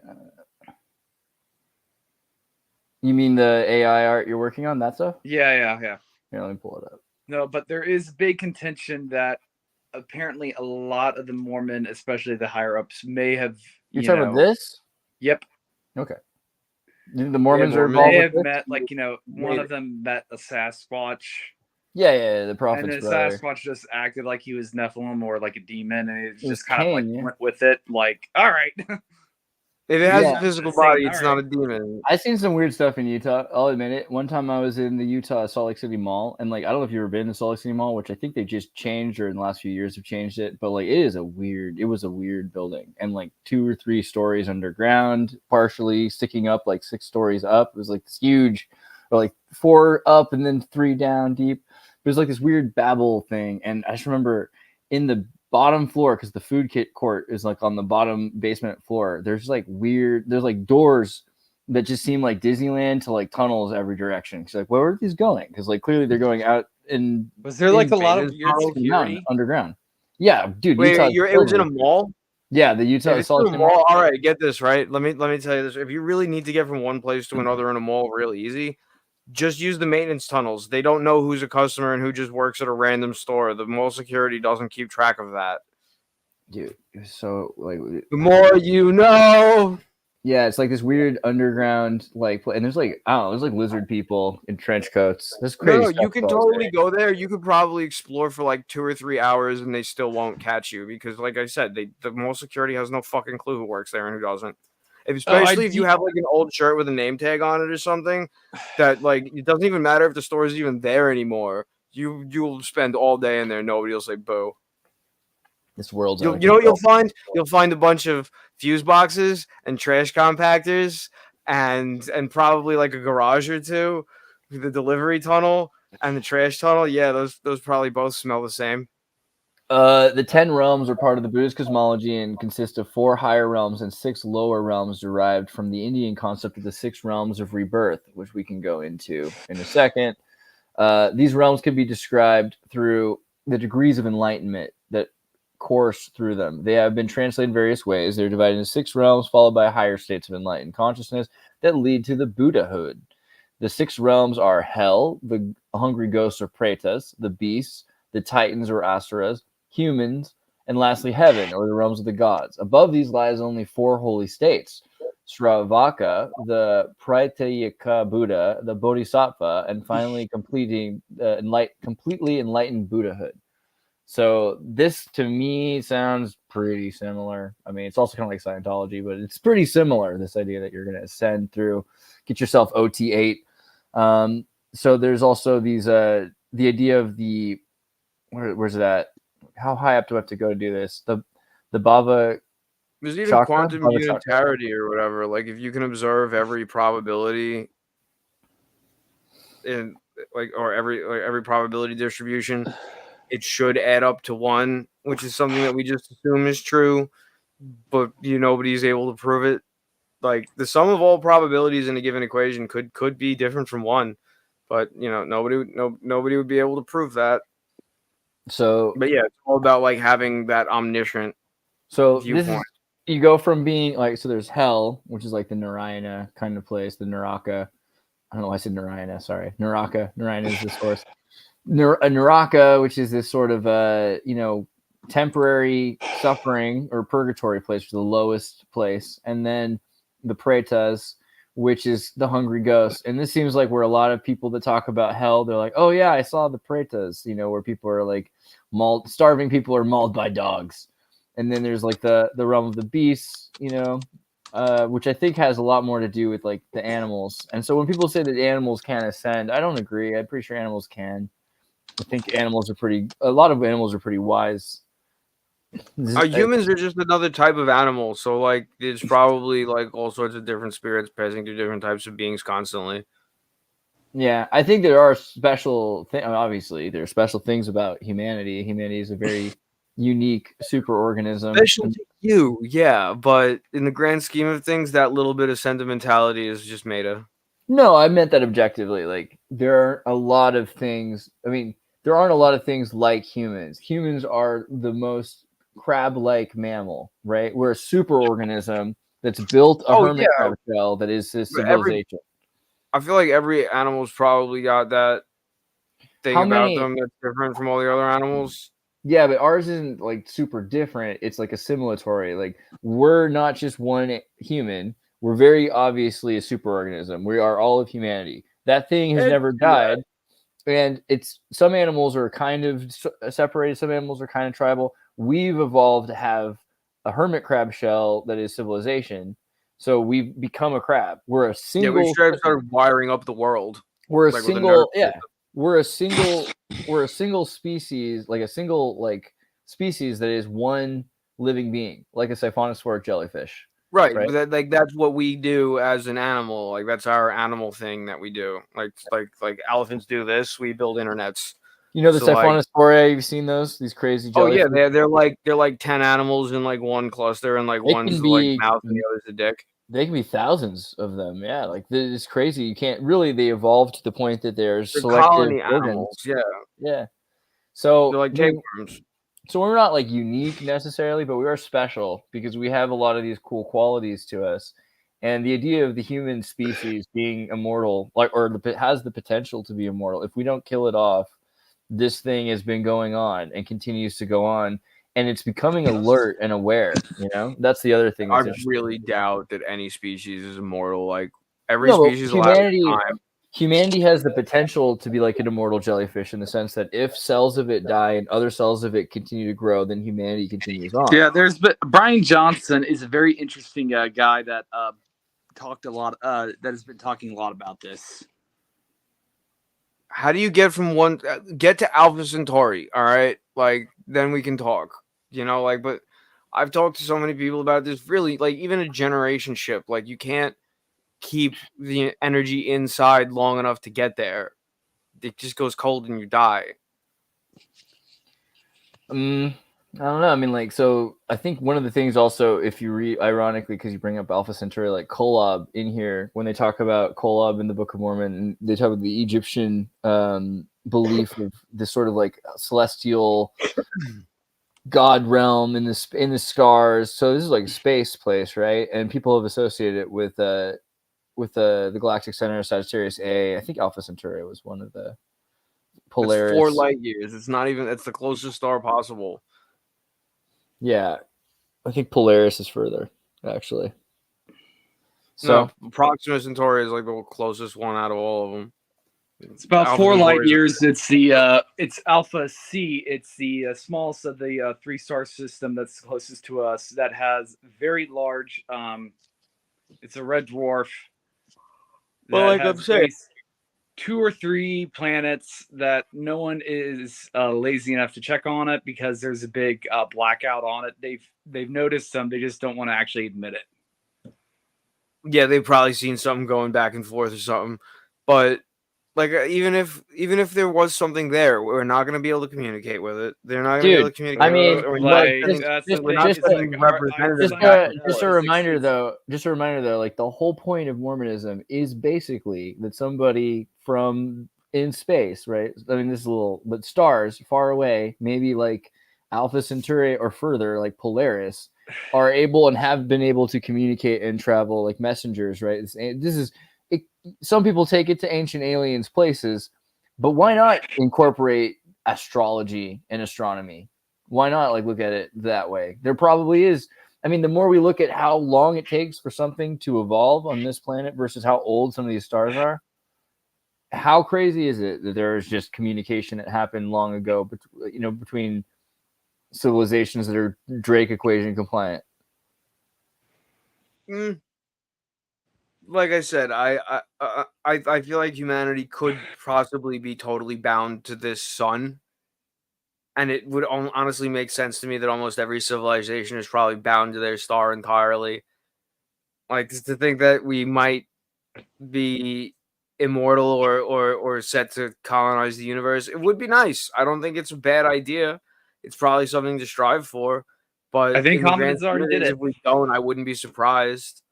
I'll be happy with a universe that's able to continue to produce consciousness for a couple of hundred. I'm just saying, trillions of years. This is basically in the Book of Mormon.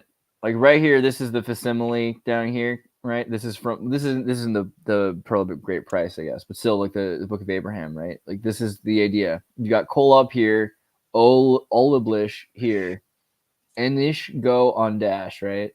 What do you think about this idea? This is kind of the Mormon cosmology of Kolob. And this is supposed to be kind of where Elohim comes from. right? 'Cause we talk about God or whatever. This is Elohim. Wait. How does he come from somewhere if he created the place? I don't know if he necessarily comes from there, but he lives there. This is maybe his beach house. I don't know. Okay, yeah. Well, it's like how Santa comes from the North Pole, but like he was born somewhere else, but he comes from there every year. That could be fair. But that is kind of the idea that there is a throne, like, okay, Kolob signifying the first creation, nearest to the celestial, or the residence of God, the residence of Elohim. This is where the Elohim live. I don't know. Sorry if I sound ancient aliens, but that's kind of what it is. First in government, the last pertaining to the measure of time. First in government and the last pertaining to the measurement of time. It just seems like beyond time and space, but a bit more Marvel Loki. Stand next to Kolob, called the Egyptian Ulublish, which is the next grand governing creation near to the celestial, or the place where God resides. This is the next closest star. This is the next closest sun. This is the next closest solar system in this giant super solar system. What is up, right? It is called in Egyptian Inish Go on Dash. This is one of the governing planets. Also, is said to be said by the Egyptians to be the sun and to borrow its light from Kolob through the medium of Ka von Rash. Okay, so there's something interesting about that too, because of our whole thing with Sirius, with the Mayan calendar, the idea that there is a solar system that's spinning the opposite direction that we're having a shared sun with, right? That experiences time differently. I mean, like, there's a whole idea that there is that Nibiru planet or whatever, Nemesis sun. Nibiru has a nemesis sun. It's spinning the opposite direction. Our orbitals are going rather rapidly because they're smaller orbitals. This orbital takes 5,000, 6,000 years or 20,000, whatever it is. But because of that, one observable prediction based on that theory that I can go outside and see, and then I'll give it credence. Well, referring to Nibiru, it's also interesting right now is that we can't find Planet X, though we apparently should have good enough telescopes to actually see Planet X by now, or Nibiru, the Scott Brown, the guy that killed the whole Pluto thing. Wait. Nibiru supposedly, I'm not saying it's real, but in the generally, what Nibiru is supposed to be is a planet with like a highly elliptical orbit, so that it can like disturb shit all over the solar system, right? That's what it's supposed to be. Oh, so unbelievably, they shut him down. They shut him down as soon as he was going to tell you. He didn't want you to know. It's a secret. Hopefully, as far as I understand, like if there is a Planet X, here you go. Here's why they call it Planet X, even, right? The real reason, because it makes an X, and so the idea. I know it's okay. The X is a Roman 10. I got it. But if there was a loop that took 5,000 years for Nibiru, and it took 5,000 of those cycles happen, so the years are happening rapidly for us. 1 year is happening very slowly for Nibiru. Things of expansion are relative. If there were a planet like that, it could be like fucking huge. If it were like all the way out at the edge of its orbit, like expansion. The far end of its orbit, we couldn't miss it. Yeah. But we would see its effects. What were you about to say, Aiden? Liahona Extreme? Oh, no, I was just saying, as 20,000 year revolution. I think there may be some different versions of gravity, or how we project gravity may not exactly work with that, because I generally view there may need to be another term or something weird that's going on with something that's going that fast, like just something that's general inertia.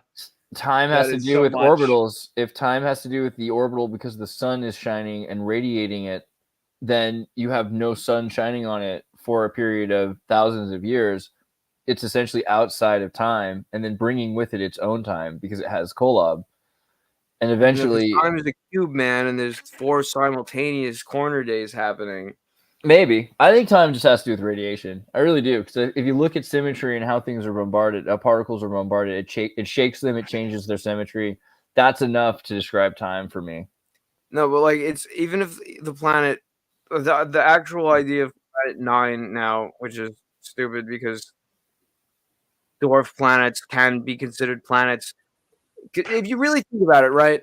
If you're a chemist, most things aren't like metals have a certain definition, right? Like nitrogen isn't a metal to a chemist, but if you're an astrophysicist, nitrogen is a metal because if you find it in a star, it's heavier than helium. Yeah, that's So like what isn't the metal changes depending on what discipline you're following. So nitrogen. the real reason that the Pluto isn't a planet anymore is because they were really uncomfortable with the idea of having like I think 12 or 14 planets in the solar system, so they had to Or change the definition. 10,000. What would you describe? What is? Wait, I'm not done. What is nitrogen other than a metal? I'm confused here. What are you gonna? Nitrogen is an organic non-metal in chemistry because it's a light element and doesn't form electron clouds. But it can is the point. So potentially, no, like if you have a lump of iron, like any electron in there can just like fly from one side of the lump to the other. It's one giant molecule. Nitrogen doesn't do that. Super dense nitrogen would do that, right? So yes, but we're talking about man. So nitrogen. So in other words, gas is just its property, and nitrogen is a metal. Okay, we're good. Right. Plasma, but yeah, cool. Glad we covered that. Yeah, the problem of what is defined as a as a planet is that the big thing was it has to clear its directly surrounding orbit. Like its directly area has to be cleared of all objects. Pluto obviously doesn't have that, but then again, if something was the size of Earth at the size at around where Pluto is, it would also not be a planet because it couldn't clear out its whole orbit. There's other things there. Oh, right. There's stuff that like keeps throwing stuff into it or something like that.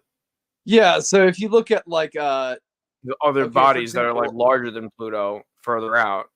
Yeah, there's hundreds of them, but none of them really have cleared their orbit because their orbit also is like 500 years. It takes a lot of time to slingshot everything out of their orbit. But there are orbit trajectories thousands of times further than Pluto. If there were a planet larger than Jupiter on one of those trajectories, it's plausible that we could miss it. But it would have to be on a circular trajectory that never crossed any of the orbits of the inner solar system because it would leave gigantic imprints every time it crossed that we would be able to see. Oh yeah, the eclipse. I mean, there's speculation. Like there are no gaps in the asteroid belt that would be like characteristic of that. Yeah, I mean, it's plausible that like there's a gigantic field of ice out there, right? Like there's a gigantic field of ice outside of the orbit of Pluto, and if there is a large planet out there, that could be what's tossing comets into the inner solar system and probably into interstellar space as well. Yeah, or it could just be a wormhole. We don't know. I mean, probably like a gravitational anomaly that large. If you look at the orbits, a lot of them, there definitely does seem to be something that is slingshotting them. But when we think of slingshot, we think of high velocity. The maneuvers, what it would be doing. Tap something toward the sun. It's very different type of it. It's the same physics, but it's very different than what we'd expect. How about looking at this? Yeah, like if you point something towards the sun and make it fall towards the sun, then it's going to be moving very quickly by the time it gets past Mars. If it started outside of Pluto, that's a long way to fall. And I would imagine, correct me if I'm wrong, but the gravitational acceleration towards something as large as the sun is probably a lot higher than 9.8 meters per second squared. Yeah. But also, another thing to consider, when something's that far out, it's not getting hit with that much light. There's the inverse square law to consider. So if there's a planet, again, if it's the size of Jupiter, 100 times further out than Pluto, it's not going to have no light reflecting back at us. So what the fuck? The only way you could see an object like that is if it happened to pass in front of a star. And then you still have to figure out what it is. Look, I mean, like we have the ability to find it. It's just that it's just so goddamn slow moving that apparently you cannot find it from all these photographs too. When you say the ability to find it, it means you've got to shine a light on it, and that light's got to bounce back at the thing you're using to detect it. If it's 100 times further out than Pluto, even if it's the size of Jupiter, what are you going to use to detect an object like that? Hubble, not the Hubble, but the James Webb. And now, which direction do you point it in? Exactly. We have the idea of exactly where it is, or at least I by hope so. probability standards, we have an idea, rough idea on its orbit trajectory using a I'm humongous not saying it's not optimization there. thing. I'm just saying that's why we haven't seen it yet. Yeah. What do you guys think about this picture here? What do you guys see? It looks like three guys, and one of them has a deer skull on his head. They're probably tripping balls. Tripping ball. I don't know. It's like Two of them wearing animal pelts, and one of them's wearing the skull. Yeah, I don't know. I don't know. What is it? I don't know, man. He's got like two faces. This is the thing that talks about Kolob. It's so Joseph Smith like bought a dozen mummies one time, and they all. That drawing continues underneath that bar. Zoom back in for a second. That rectangle that you were cropping it at is not the crop. Look below it. It continues there. That's the same image. Oh, is this what he saw? It's not the same image, but it's not. So again, I'm telling you, Joseph Smith bought like a dozen mummies, and like they burned a lot. Like people destroyed all of his stuff years later. Except that you can still go to. I think the Niagara Falls Museum has one of the mummies. How did he buy mummy mummies? powder as like medicine? Yeah, people still do that. People buy like crypt juice and stuff for an auction. But anyway, Joseph Smith got with the mummies a bunch of papyrus and scrolls and things like that. And he's like, dude, these guys, I swear, are more important than you'd think because they have all this extra stuff, the burial rites. I think this is Joseph from the Bible because at some point Joseph went to Egypt, Technicolor Dreamcoat. He becomes very important, and so in the Bible, people have associated him in more recent times with Yuya, and Yuya is I'm pretty convinced that Yuya is Joseph. You can do some research for yourself and look it up, but that's this dude who during the drought ended up saving Egypt and really forcing people into debt because the drought meant that they had to buy grain from the reserves that Yuya had, which led to the Hyksos rebellion and the eventual exodus of the Amarna, Akhenaten, Moses, Jewish people, et cetera, et cetera, et cetera. So anyway, he's got all these books. He's translating them.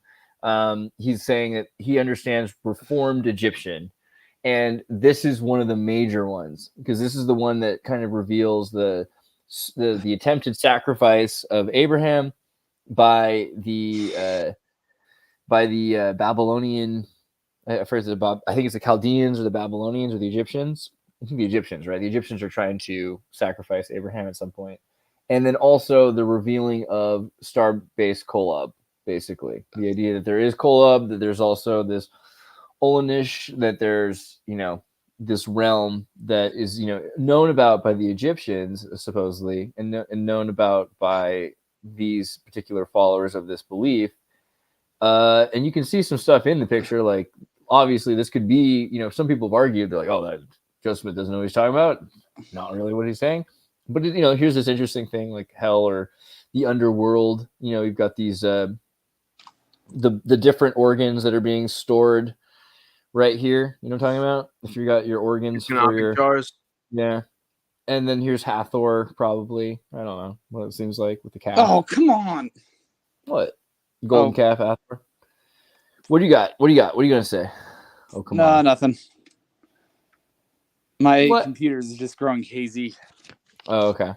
Yeah, but one thing I see is this idea of this two-headed kind of Janus figure. You were saying it looks like he's wearing a deer skull, but I see it as it's two faces. Oh, I can see that. Yeah, looking in both directions. Right, which you see again up here, kind of. I see Patrick's starfish.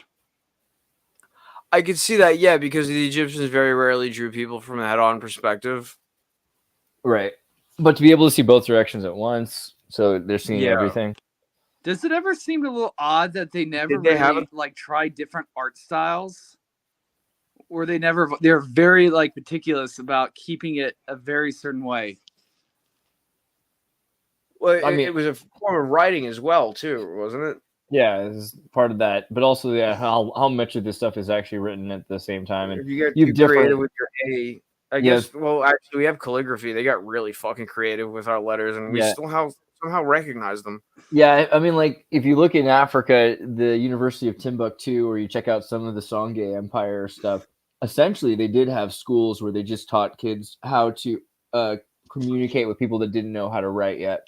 So you have phonetics and you have hieroglyphics, but you even have Gestalt where people are like, no one knows what this means. I got to put an arrow here. What's an arrow? Like, how am I going to lead people, even give them intuition?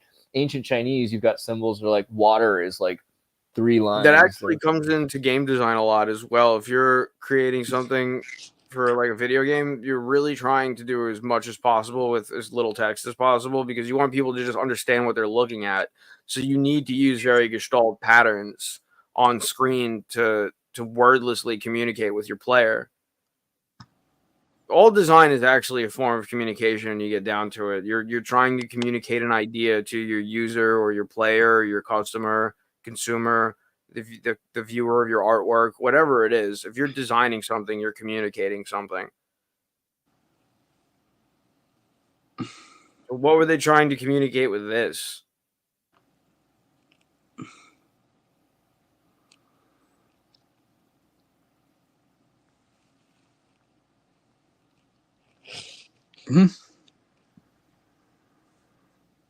Andreas, you're muted.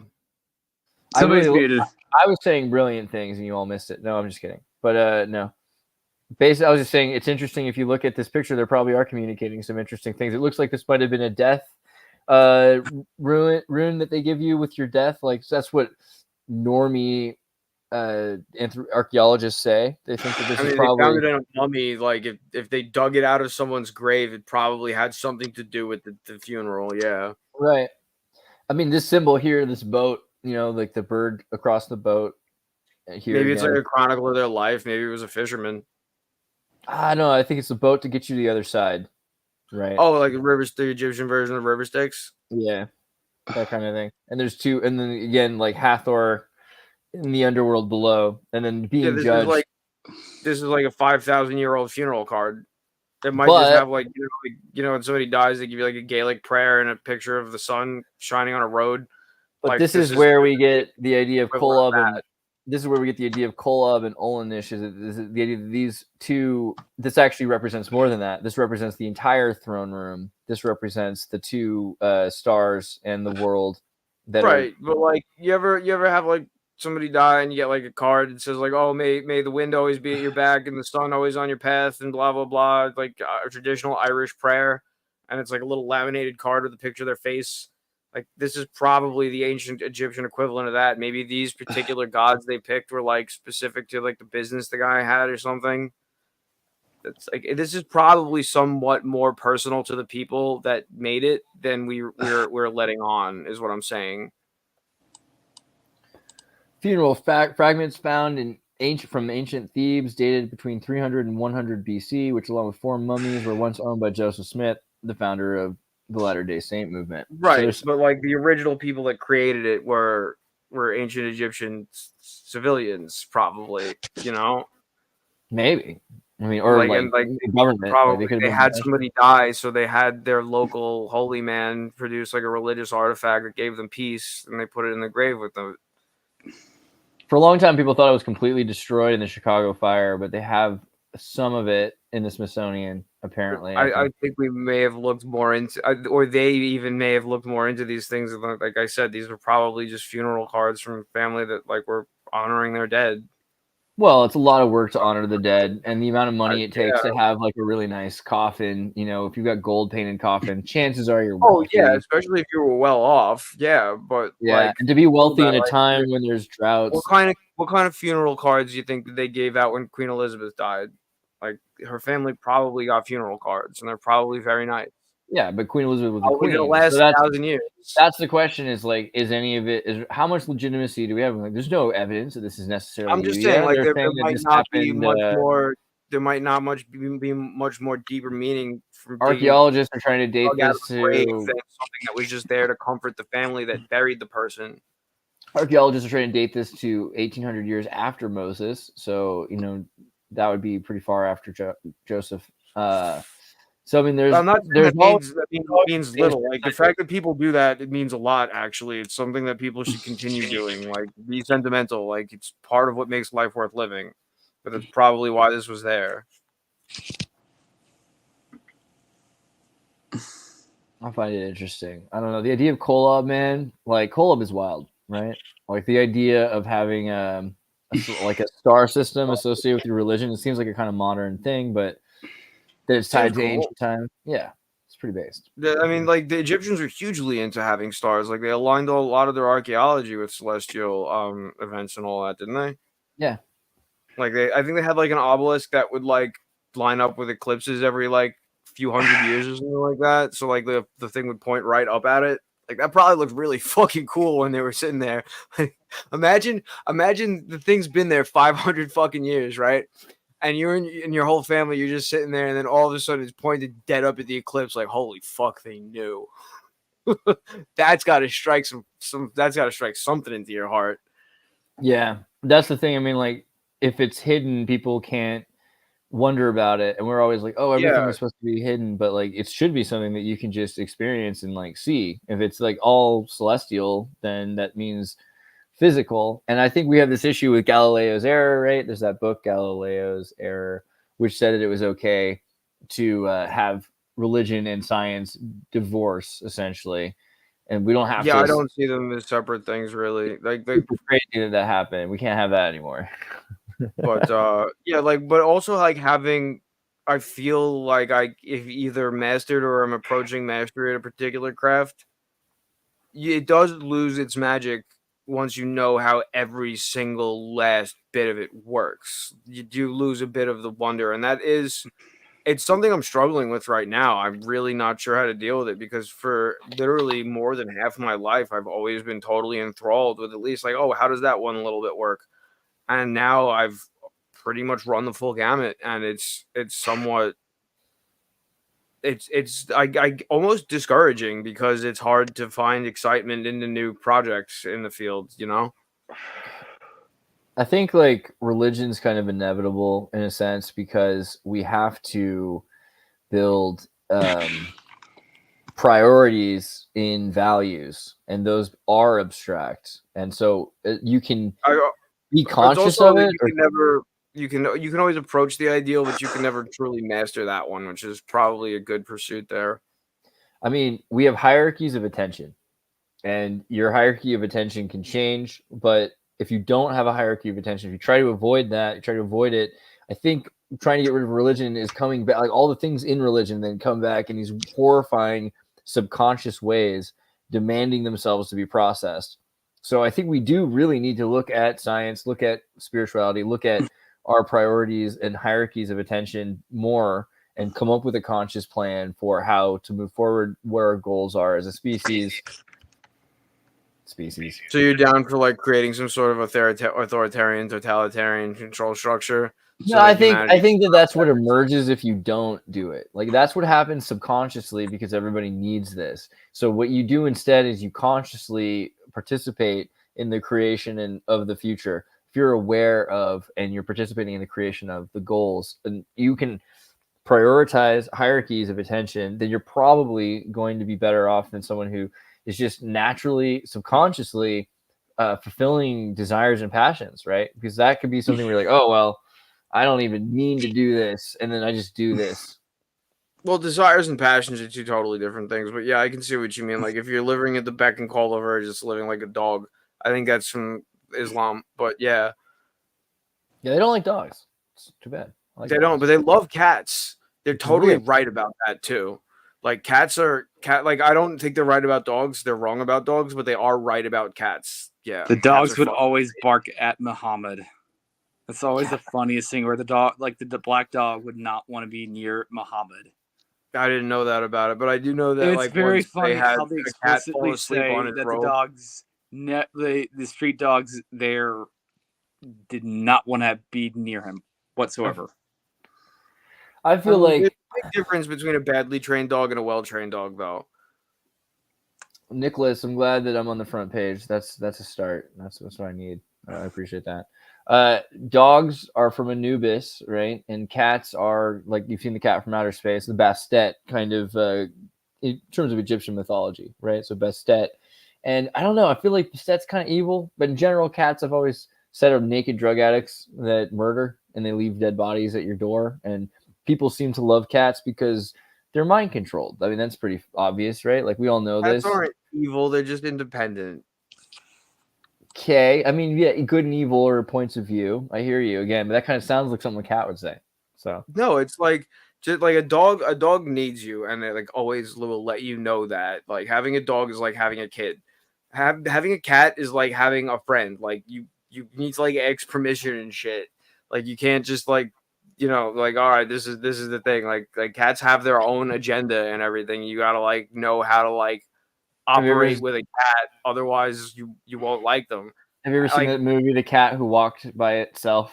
It's like an old no. Russian Soviet animation based on a Kipling book, I think, or a short story. But there's all these different. Perfectly adequate animation frames. Oh, it's a beautiful thing. You should just check it out. But like basically it talks about man and how man is given the gift to like hunt and control nature. And then man can choose which animals live inside and which animals live outside. But the animals that live inside have to do something for man to be domesticated. Otherwise he just like doesn't let them live inside. So the cat says, well, I can come inside if I want to. And then the lady says, no, like, what are you going to offer to like live here? And the cat's like, I do what I want, really. And then the lady says, you can't just do that. And then he's like, all right, I'll tell you what, like, I bet you that you're going to thank me for doing nothing 3 times. And when that's done, you're going to invite me to stay forever. And you're going to leave milk for me and things like that. And so several times over, the cat does like little things that seem useful. I don't want to completely ruin it for you, but it's interesting that the cat is able to prove like it doesn't have to be a pet. It doesn't have to be a prey of the human, and that the human will let it exist and be autonomous and independent because it, Cats are awesome. All right. Well, anybody got any I other would love thoughts? to be able to get like a panther or something. But like every video I've ever seen of like people who have panthers, like I look at the panther and I'm like, the panther looks at everything in the room like it's nervous, and the only thing it moves for is either fear or food. That is not a pet. Sorry, no, like you can't have anything bigger. I think like a small lynx is like the largest cat you can have and actually have it be sociable. You can have cheetahs. You saw my thing on the Thundercats musical, right? Like the worst cat though. Like I would rather have a fucking hyena than a cheetah because at least the hyena is like almost dog-like, Cheetahs are very dog-like. What? They act dog-like. I mean, like they like children. It's very weird. Like you can. Yeah, like I would rather like I'm sorry, like a cheetah is like a crackhead cat. You know what I mean? So Like that's like the one cat that makes me go like, ew. Protected, like. But like I look at hyenas and I'm like, oh my god, kitty, and I'm like cheetahs. I'm just like, oh, like it's like a coyote, but like a cat. You know what I mean? I'm not like it weirds me out. Dude, Thundercats is totally about the tribe of Judah. That came up randomly today at Base AF. We were talking about it, and I got to like mention that for a second. But like, you think about it for a minute, and you totally get it. It's all about the tribe of Judah, and I mean the red hair. It's like it's pretty hardcore. It's pretty hardcore. And then Mumra. I don't. This is not the good version of it, obviously. But is this like an AI rendition of it? You saw my AI rendition of it already? No, I did not. I need to see it though. Spirits of evil transform this decayed form to Mumra the ever-living. In the shadows I reside where darkness holds its sway. My power knows no limit as I rule both night and day. Mumra the ever-living with eyes that pierce the night, I command the ancient spirits with all my dark delight. Ancient spirits of evil, heed my fervent plea.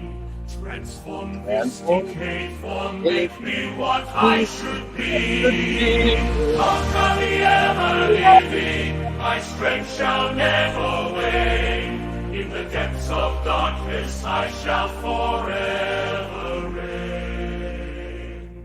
Within my pyramid of gloom I scheme with wicked gleam. My magic knows no boundary, it bends reality. but deep within my being there lies a secret yearn. To break free from this darkness and my true self discern. Or Tigra. A true self-discern. ABBA right there. Spirits of evil, grasp me power untold. Guide my path to conquest, let my story unfold. Of now the ever-living, my legacy shall rise. In the hours of history, my name will bear. It's all stable to Yeah, I love that one, man. That's like Do you use Whereas- which one do you use usually? for what? For the music? No, for just the clips. It was just The AI pictures? I was just those are photos, and I just made them with Dolly. You know, I usually would do Stable Diffusion, but it was just like my friend was making a joke, and so I had a quick second to do it. And I just did it on my phone. But we should definitely make musicals, and I think it's pretty funny to like kind of conclude the Latter Day Wave chat with an Ancient Spirits of Evil musical rendition. But maybe that works in the weirdest way. Damn straight.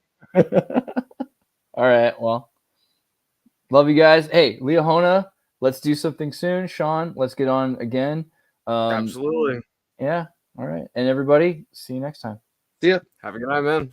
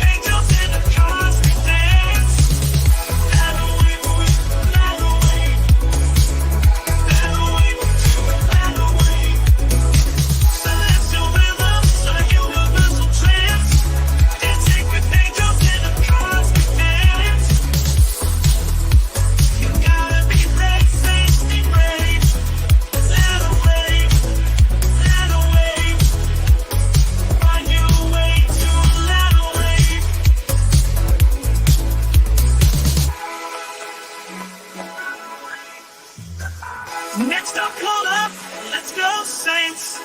Guided by